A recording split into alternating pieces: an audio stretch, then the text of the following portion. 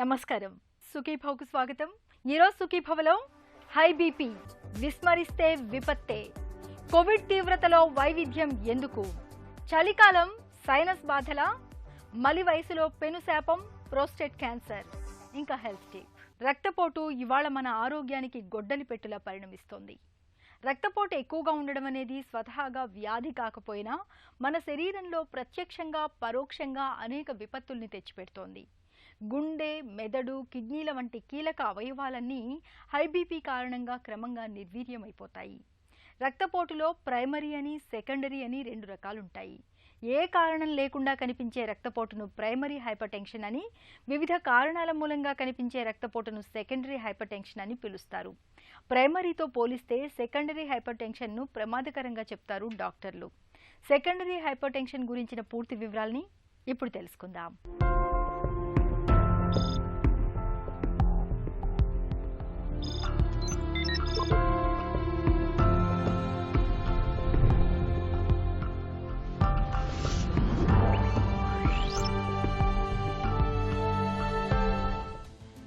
ఇవాళ మన జీవనశైలే మనల్ని కాటేస్తోంది.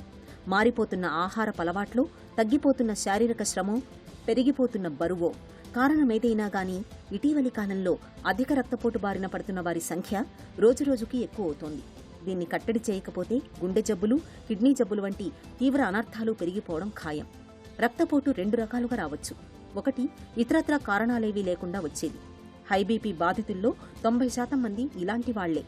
రెండోది కిడ్నీ రక్తనాళాల్లో పూడికలు, థైరాయిడ్, అడ్రినల్ వంటి గ్రంథుల సమస్యలు, గుండె నుంచి వెళ్లే రక్తనాళం కింది భాగం పుట్టుకతోనే సన్నగా ఉండడం వంటి ఇతరత్రా సమస్యల మూలంగా వచ్చేది. ఈ రకమైన రక్తపోటును సెకండరీ హైపర్టెన్షన్గా పిలుస్తారు. సాధారణంగా బీపీ ఉదయం లేవగానే పెరుగుతుంది, తిరిగి సాయంత్రం పెరుగుతుంది. ఉదయాన్నే ఆసుపత్రికి వెళ్లి చూపించుకోవడం కుదరదు కాబట్టి సాయంత్రం వేళల్లో బీపీని పరీక్షించుకోవడం ఉత్తమం. ఎవరికైనా రక్తపోటు 140/90 కంటే ఎక్కువగా ఉంటే తప్పనిసరిగా మందులతో చికిత్స చేయాలి. అయితే ఇప్పటికే షుగర్, కిడ్నీ జబ్బులతో బాధపడుతున్నప్పుడు మాత్రం బీపీ 140/90 కంటే తక్కువగా ఉన్నప్పుడే మందులతో చికిత్స అవసరమవుతుంది. ఇతరత్రా సమస్యలేమీ లేకుండా కేవలం బీపీ ఒక్కటే ఉన్నప్పుడు, అది కూడా 140/90కి మించినప్పుడు మాత్రమే మందులతో చికిత్స అవసరమవుతుంది. 140/90కి లోపే ఉన్నప్పుడు ఉప్పు వాడకాన్ని తగ్గించడం, బరువును అదుపులో ఉంచుకోవడం, పండ్లు, కూరగాయల్ని అధికంగా తీసుకోవడం, నిత్యం వ్యాయామం చేయడం, ధూమపానం, మద్యపానం వంటి వాటికి దూరంగా ఉండడం ద్వారా రక్తపోటును చక్కగా అదుపులో ఉంచుకోవచ్చు. మన బాడీలో రక్తనాళాలు ప్రవహించేటప్పుడు ఆ గోడల మీద పడే ఒత్తిడిని బ్లడ్ ప్రెషర్ అంటారు. దాని రక్తపీడనం లేదా బ్లడ్ ప్రెషర్ అంటారు. ఇది సాధారణంగా 120/80 మిల్లీమీటర్ మెర్క్యూరీ అనేది నార్మల్ వాల్యూ అనమాట. అయితే ఈ హైపర్ టెన్షన్ అనేది 120/80 కంటే న్యూ గైడ్లైన్స్ ప్రకారం ఎక్కువ ఉన్నట్లయితే దాన్ని హైపర్ టెన్షన్గా వర్ణిస్తారు. ఈ హైపర్ టెన్షన్లో మెయిన్గా ప్రధానంగా 2 టైప్స్ ఉంటాయి. ఒకటి ఎసెన్షియల్ హైపర్ టెన్షన్, దాన్ని ప్రైమరీ హైపర్ టెన్షన్ అంటారు. 90% పాపులేషన్లో ఈ ఎసెన్షియల్ హైపర్ టెన్షన్ చూస్తాం. కానీ 10% పీపుల్లో మాత్రం సెకండరీ హైపర్ టెన్షన్ మనం చూస్తాం. సెకండరీ హైపర్ టెన్షన్కి ప్రధాన కారణాల్లో కిడ్నీ ప్రాబ్లం ఉండే వాళ్ళలో, అంటే వాళ్ళ గ్లోమరులర్ నెఫ్రైటిస్ ఉందనుకోండి, chronic pyelonephritis, renal vascular stenosis, collagen vascular disease, ఇలాంటి కండిషన్లో మనకి బీపీ అనేది పెరుగుతూ ఉంటుంది. కొన్ని రకాల ఎండోక్రైన్ డిజార్డర్స్లో బీపీ పెరుగుతుంది. వీటిలో ప్రధానంగా ప్రైమరీ హైపర్ థైరాయిడిజంలోను, కాన్ సిండ్రోమ్లోను, కుషింగ్ సిండ్రోమ్లోను, వీటన్నిటిలో కూడా మనకి బీపీ అనేది పెరుగుతుంది. హార్మోన్స్ అనేది పెరిగిపోయి ఫిరియోకామసైటమ్ ఉంది, వాటిల్లో కూడా మనకి బీపీ అనేది పెరుగుతూ ఉంటుంది. అట్లే విధంగా కోయాక్టేషన్ ఆఫ్ అయోటా కనుక మనకి నాచింగ్ లాగా ఉండటం వల్ల బాడీలో అప్పర్ పార్టీకి బీపీ హై ఉండటం, లోయర్ పార్టీకి నార్మల్ ఉండటం జరుగుతుంది. ప్రెగ్నెన్సీలో కూడా సాధారణంగా ప్రెగ్నెంట్ ఇండివిజువల్ హైపర్ టెన్షన్ అంటారు. ఇది కూడా సెకండరీ హైపర్ టెన్షన్గా మనం ట్రీట్ చేస్తాం. కొన్ని రకాల డ్రగ్స్, స్టెరాయిడ్స్ వాడుతున్నారు అనుకోండి, తర్వాత బర్త్ పిల్స్ వాడుతుంటారు, non steroid anti inflammatory drugs, pain killers వాడుతున్నారు. వీటి వల్ల కూడా మనకి కిడ్నీస్ డ్యామేజ్ అయిపోతాయి. వీటి ద్వారా బీపీ అనేది పెరుగుతూ ఉంటుంది. యాక్చువల్లీ బీపీ అనేది ఇన్సిడెంటల్ ఫైండింగ్గా చాలా మంది చూస్తుంటాం. వాళ్ళు ఏదో కారణంతో హాస్పిటల్కి రావటము, బీపీ చెక్ చేసి హై బీపీ ఉంటాము, అప్పుడు వాళ్ళకి తెలుస్తుంది. కానీ కొద్ది మందిలో తలనొప్పి రావటము, హెడేక్, మెడ నొప్పి రావటము, ఛాతీ బరువు ఉండటము, స్వెట్టింగ్స్ రావటము, తొందరగా టైర్డ్ కావటం చూస్తుంటాం. పేషెంట్లో ఫిరియోకామసైటమ్ ఉన్నట్లయితే టెన్షన్, పాల్పిటేషన్స్ రావడం, గుండె దడ అనిపించడము, తొందరగా టైర్డ్ కావటం, హెడేక్ కావటం చూస్తుంటాం. కొద్దిమందిలో ఈ సిమ్టమ్స్ ఎలా ఉంటాయంటే ఓన్లీ యూరినేషన్ అధికంగా ఉండటం చూస్తుంటాం. సో ఒక్కొక్క పర్సన్స్కి ఒక్కొక్క తీరుగా ఉంటుందన్నమాట. కొద్దిమందిలో కంటి చూపు దెబ్బతిని రెటినా దెబ్బతింటం వల్ల కంటి చూపు కూడా మందగించిపోతుంది. ఇవన్నీ కూడా బీపీ సిమ్టమ్స్గా మనం చెప్పుకోవచ్చు. ఈ హైపర్ టెన్షన్ రిస్క్ అనేది చాలామంది ఒబెసిటీ ఉండే వాళ్ళలోను, యాక్చువల్ ఏ పని చేయకుండా అంటే సెడెంటరీ లైఫ్ ఉండే వాళ్ళను, ఏ ఎక్సర్సైజ్ చేయకుండా ఉండే వాళ్ళలోను ఈ రిస్క్ అనేది హైగా ఉంటుంది. అదేవిధంగా షుగర్స్ ఉండే వాళ్ళు, బ్లడ్ షుగర్స్ కంట్రోల్ లేని వాళ్ళలో, స్మోకింగ్ తీసుకునే వాళ్ళలో, ఆల్కహాల్ తీసుకునే వాళ్ళలోను, ఎక్కువ స్ట్రెస్ యాంగ్జైటీ ఎక్కువ ఉంటుంది చూడండి వాళ్ళలోను వీటిలో ఎక్కువగా ఉంటాయి. అదేవిధంగా సాల్ట్ కూడా ఎక్కువ తీసుకునే వాళ్ళలో ఈ బీపీ ఛాన్సెస్ అనేది ఎక్కువ మందికి వచ్చే అవకాశం, రిస్క్ అనేది వీళ్ళలో ఇంకా అధికంగా ఉంటుంది. హై బీపీ నియంత్రణ కోసం ఇవాళ చాలా రకాల మందులు ఉన్నాయి. అయితే ఎవరికి ఏ రకం మందు అవసరం అన్నది వారి వారి శారీరక ఆరోగ్య స్థితిని బట్టి డాక్టర్లు ఎంపిక చేస్తారు. బీపీ బాగా ఎక్కువగా ఉందా, పొగ, మద్యం, కొలెస్ట్రాల్, షుగర్, గుండె జబ్బులు, అధిక బరువు వంటి సమస్యలేమైనా ఉన్నాయా, బీపీ మూలంగా గుండె, మెదడు, కిడ్నీల వంటి కీలక అవయవాల పనితీరు మందగించిందా, ఇప్పటికే అవయవాల పనితీరు ఏమైనా దెబ్బతిందా, ఇలాంటి అంశాలన్నింటినీ డాక్టర్లు పరిశీలించిన తరువాతే హై బీపీకి మందుల్ని సిఫారసు చేస్తారు.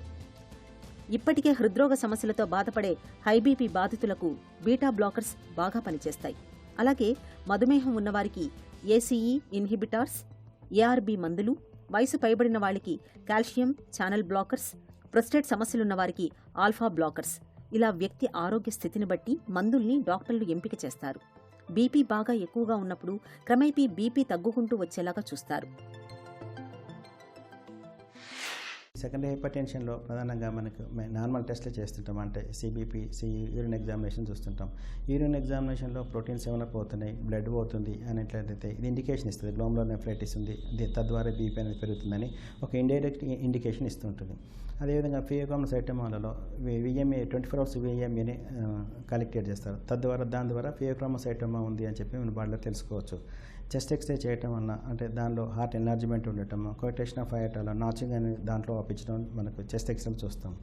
తర్వాత ఎంఆర్ఐ యాంజియోగ్రామ్ ద్వారా కోటేషన్ ఆఫ్ అయాటా కూడా మనం తెలుసుకోవచ్చు.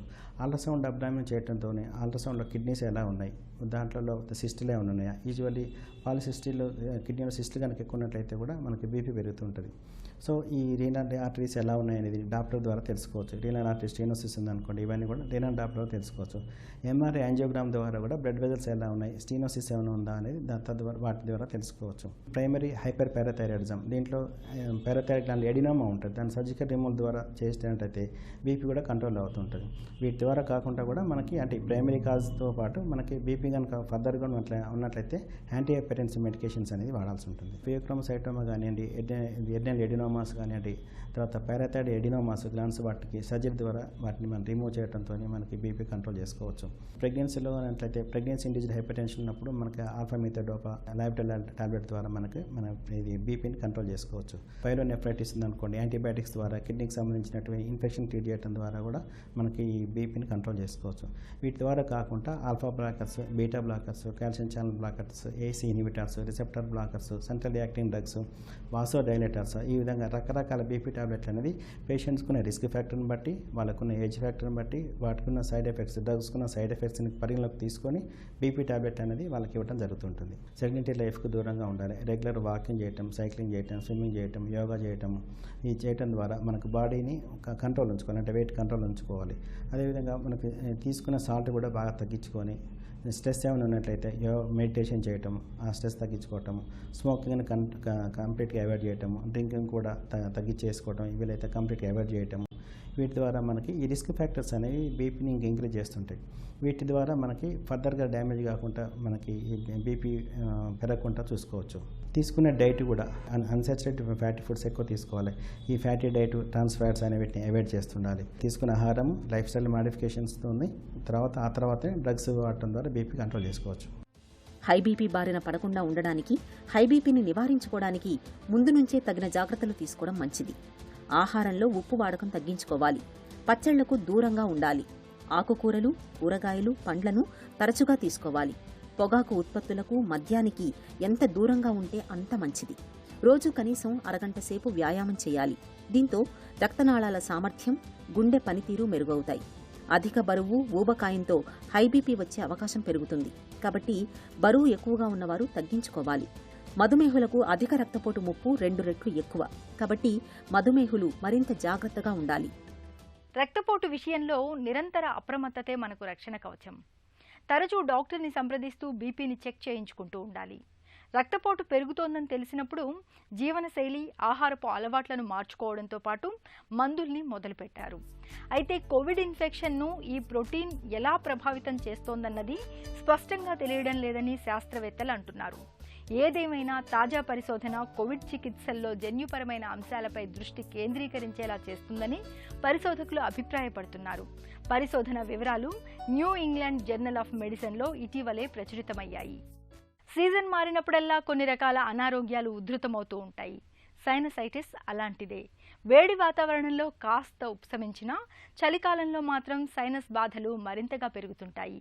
ముక్కు బిగదీసుకుపోతుంది. తలంతా ఒకటే బరువుగా, దిమ్ముగా ఉంటుంది.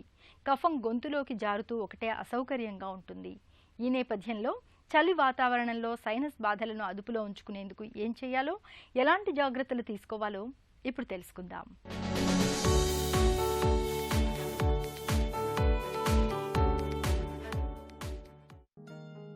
మిగతా సీజన్లతో పోలిస్తే చలికాలంలో సైనసైటిస్ బాధలు కాస్తంత తీవ్రంగానే ఉంటాయి. చల్లదనం, శీతగాలి మూలంగా సైనసైటిస్ తీవ్రంగా మారుతుంటుంది. ఈ నేపథ్యంలో కొన్ని ప్రత్యేక జాగ్రత్తలు తీసుకోవడం ద్వారా చలికాలంలో సైనసైటిస్ను చక్కగా అదుపులో ఉంచుకోవచ్చు. ఈ సీజన్లో ముక్కును తరచూ గోరువెచ్చని నీటితో శుభ్రం చేసుకుంటూ ఉండాలి. యోగా నిపుణుల సాయంతో జలనేతి ప్రక్రియను సాధన చేయడం మరీ మంచిది. ప్రతిరోజు ఉదయం, సాయంత్రం వేళల్లో వేడి ఆవిరిని పట్టుకోవడాన్ని ఒక అలవాటుగా మార్చుకోవాలి. ఎలర్జీలను తెచ్చిపెట్టే దుమ్ము, ధూళికి, ఇతర కాలుష్య కారకాలకు దూరంగా ఉండాలి. చల్లని పదార్థాలు తీసుకోవద్దు. చల్లని గాలి తగలకుండా చెవిలో దూది పెట్టుకోవాలి. రోజువారీ ఆహారంలో ఉల్లి, వెల్లుల్లి మోతాదు ఎక్కువగా ఉండేలా చూసుకోవాలి. ఈ జాగ్రత్తలు శీతాకాలంలో సైనస్ బాధలను చాలా వరకు తగ్గిస్తాయి. సైనస్ బాధలను అదుపులో ఉంచుకునేందుకు చలి వాతావరణానికి తగ్గట్టుగా జీవనశైలిలో మార్పులు చేసుకోవాలి. గది వాతావరణాన్ని వెచ్చగా ఉంచుకోవాలి. ఆహారాన్ని వేడివేడిగా, తాజాగా తీసుకోవాలి. రోజు ఉదయం, సాయంత్రం 2 పూటలా వేడి నీటితో ఆవిరి పట్టుకోవడం మేలు చేస్తుంది. తరచూ టాయిలెట్కు వెళ్లాల్సి రావడం, రాత్రిళ్లు ఎక్కువసార్లు లేవాల్సి రావడం మామూలుగా అయితే పెద్దగా కంగారు పడాల్సిన పని లేదు. కానీ ఒక వయసు వచ్చాక, 50 ఏళ్లు పైబడ్డాక ఇలాంటి మూత్రగండాలు ఎదురవుతుంటే మాత్రం ఆలస్యం చేయకుండా వెంటనే డాక్టర్ని సంప్రదించి తగిన పరీక్షలు చేయించుకోవాలి. పదే పదే మూత్రానికి వెళ్లాల్సి రావడం వెనుక ప్రోస్టేట్ గ్రంథిలో పెరుగుదల మొదలుకొని క్యాన్సర్ కణితుల వరకు చాలా కారణాలే ఉంటాయి. మలి వయసులో పురుషులకు పెనుశాపంగా పరిణమించే ప్రోస్టేట్ క్యాన్సర్ గురించిన పూర్తి వివరాల్ని డాక్టర్ని అడిగి ఇప్పుడు తెలుసుకుందాం.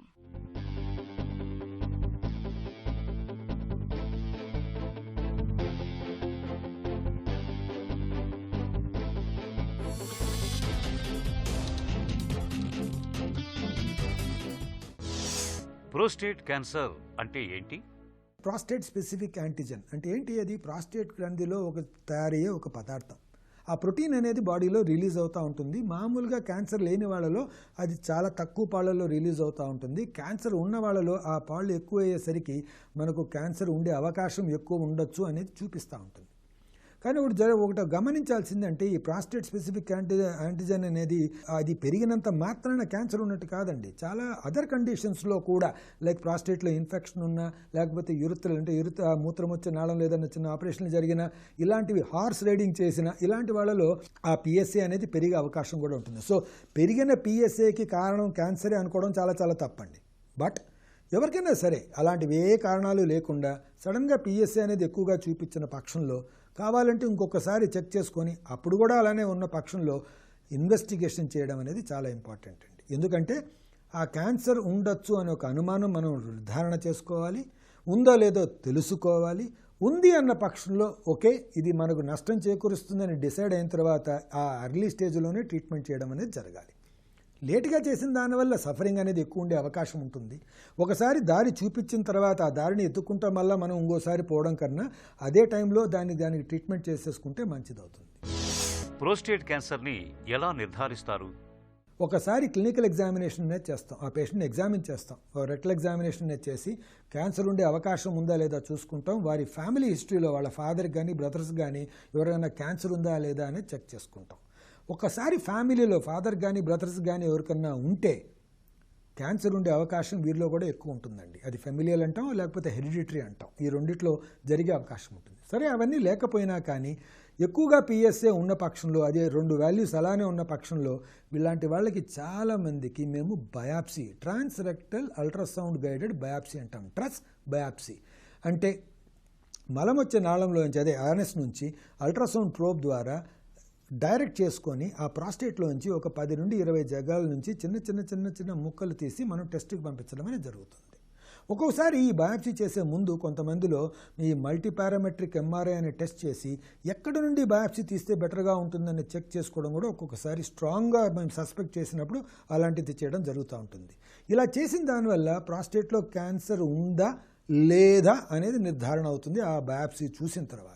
పిఎస్ఏ రొటీన్గా చేయించుకోవాలా వద్దా అనేది ఒక పెద్ద క్వశ్చన్ మార్క్ అండి. అది ముందు చేయించమనే వాళ్ళు ఇప్పుడు వద్దండి అంటారు, ఒక్కొక్కసారి సిమ్టమ్స్ ఉంటేనే చేయించుకోమంటారు. కానీ ఈ మధ్యకాలంలో చాలామంది ఎందుకైనా మంచిది అనేది చేయించుకునే అవకాశాలు చాలా ఎక్కువగా ఉన్నాయి. కాబట్టి ఎక్కువగా ఉంది అన్న పక్షంలో అక్కడ క్యాన్సర్ ఉందా లేదా అని తెలుసుకోవాల్సిన అవసరం ఉంటుంది. ఉంది అన్న పక్షంలో అది లోకలైజ్డ్గా ఉంటే క్యూర్ ఇచ్చే అవకాశం ఈ రోబోటిక్ సర్జరీ ద్వారా అయ్యే అవకాశం ఉంటుంది. కాబట్టి whenever you have a raised PSA, అంటే పిఎస్ఏ ఎక్కువగా ఉంది అంటే మాత్రం దాన్ని ఫర్దర్గా ఇన్వెస్టిగేట్ చేసుకోవడం బెటర్. ఎర్లీ స్టేజ్లో డిటెక్ట్ చేసుకొని ఎర్లీ స్టేజ్లో ట్రీట్మెంట్ చేసుకుంటే బెటర్ రిజల్ట్. పోస్ట్పోన్ చేసిన దానివల్ల మీకు కొన్ని రోజుల వరకు ఏమీ కాకపోవచ్చు, కానీ అడ్వాన్స్ స్టేజ్లో డిటెక్ట్ అయిన దానివల్ల ట్రీట్మెంట్కి వచ్చే సైడ్ ఎఫెక్ట్స్, తర్వాత జబ్బు వల్ల వచ్చే సైడ్ ఎఫెక్ట్స్ అనుభవించాల్సిన అవసరం ఉంటుంది.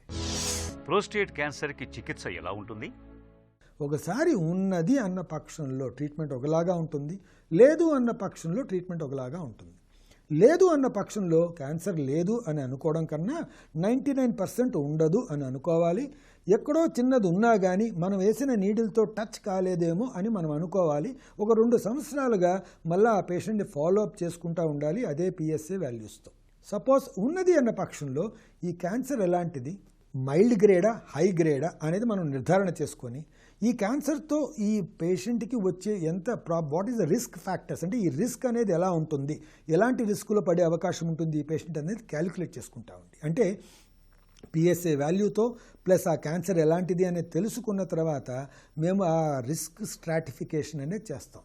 దాన్ని బట్టి ఈ పేషెంట్కి ట్రీట్మెంట్ చేయడమా, లేకపోతే అబ్జర్వ్ చేసి చూడడమా, లేకపోతే తొందరగా ట్రీట్మెంట్ చేయడం అనేది జరుగుతుంది. దాంట్లో physical fitness, age of the patient అనేది కూడా ఒక చాలా ఇంపార్టెంట్ అండి. 60-55 ఏళ్ల వయసు, 60 ఏళ్ల వయసు కావచ్చు, 4 స్టెంట్లు 2 స్ట్రోకులు వచ్చిన వాళ్ళలో ట్రీట్మెంట్ చేయడం కష్టమవుతుంది. అదే 75 వయసు కావచ్చు, నేను చెప్పిన పేషెంట్ ప్రకారం చాలా ఫిట్గా ఉన్నారు, చాలా యాక్టివ్గా ఉన్నారు, ఎలాంటి కోమార్బిడిటీస్ లేకని పక్షంలో ట్రీట్మెంట్ వేరేలాగా ఉంటుంది. కాబట్టి ఏజ్ మాత్రమే కన్సిడర్ చేసుకొని ట్రీట్మెంట్ ఉండదు. Age, social activity, physical endurance and ఈ కోమార్బిడిటీస్ అంటే మిగతా కండిషన్స్, షుగర్ కానీ బీపీ కానీ ఇలాంటివి లేని వాళ్ళలో ట్రీట్మెంట్ ఒకలాగాను, ఉన్న వాళ్ళలో ట్రీట్మెంట్ ఇంకోలాగాను ఉంటుంది. ఎప్పుడు కానీ మేము చూసేది ఏమిటి అంటే ఇప్పుడు ఈ క్యాన్సర్ అనేది డిటెక్ట్ అయిన తర్వాత అది క్యాన్సర్ ప్రాస్టేట్లోనే ఉందా, ప్రాస్టేట్ దాటి బయటికి వెళ్ళిపోయిందా అనేది చూస్తాం. అంటే ఇది లోకలైజ్డ్ డిసీజా, లోకల్గా కాకుండా అడ్వాన్స్డ్గా వెళ్ళిపోయిందా. ఎందుకంటే ఈ లోకలైజ్డ్ డిసీజ్ అంటే అది ప్రాస్టేట్లోనే ఉండి బాడీలో ఇంకెక్కడా లేదు అన్న పక్షంలో ఆ ప్రాస్టేట్ని మనం తీసేసామనుకోండి క్యూర్ ఇచ్చే అవకాశం ఉంటుంది. అదే అది బయటికి పాకిపోయింది అనుకోండి, మనం ప్రాస్టేటిక్ ఆపరేషన్ చేసిన ఆ పేషెంట్కి పెద్ద అడ్వాంటేజ్ ఏమీ ఉండదు, ఆ ఫాయిదా ఏమీ రాదు. కాబట్టి లోకలైజ్డా కాదా అనేది నెక్స్ట్ ఇన్వెస్టిగేషన్ చేయడం జరుగుతుంది. ఆ ఇన్వెస్టిగేషన్లో అది లోకలైజ్డ్ అని తేలితే ఈ మధ్య కాలంలో most recent is robotic radical prostatectomy, అంటే రోబోటిక్ సర్జరీ ద్వారా ఆ ప్రాస్టేట్ని మొత్తం తీసేసి ఆ బ్లాడర్ని మళ్ళా మూత్రం వచ్చే నాళంతో జోడించడం జరుగుతుంది. దీనివల్ల అడ్వాంటేజ్ ఏమిటి, మొత్తం ప్రాస్టేట్ తీసేస్తాము, ఇంకెక్కడ జబ్బు ఉండదు కాబట్టి క్యూర్ అయ్యే అవకాశం 70-80% వాళ్ళలో కంప్లీట్ క్యూర్ వచ్చే అవకాశం ఉంటుంది. క్యాన్సర్ అది ఏదైనా కావచ్చు, తొలి దశలోనే పసిగట్టి చికిత్స తీసుకుంటే క్యాన్సర్కి శాశ్వతంగా సమాధి కట్టేయొచ్చు. ప్రోస్టేట్ క్యాన్సర్ విషయంలోనూ అంతే. తరచూ పిఎస్ఏ పరీక్షలు చేయించుకుంటూ ఉంటే ప్రోస్టేట్ గ్రంథిలో క్యాన్సర్ ఆన వాళ్ళని చాలా వరకు ముందుగానే పసిగట్టచ్చు. చికిత్స తీసుకోవడం ద్వారా ప్రోస్టేట్ క్యాన్సర్ను పూర్తిగా నయం చేసుకోవచ్చు. చిన్న చిట్కా మీకోసం. చలికాలంలో గొంతు బొంగురు సమస్యగా మారినప్పుడు వేడివేడి టీలోకి కొద్దిగా తేనెను కలుపుకొని తాగండి. తేనెలో ఉండే సహజ సిద్ధమైన యాంటీవైరల్ గుణాలు గొంతు బొంగురుకు కారణమైన వైరస్లను నాశనం చేస్తాయి. గొంతు బొంగురు ఇట్టే తగ్గిపోతుంది. సుఖీభవ కార్యక్రమానికి సంబంధించిన మీ విలువైన సూచనలు, సలహాల్ని వెంటనే మాకు రాయండి. మా చిరునామా Sukhibhava, ETV, Ramoji film city, Hyderabad 501512 లేదా sukhibhava@etv.co.in కు ఈమెయిల్ చేయండి.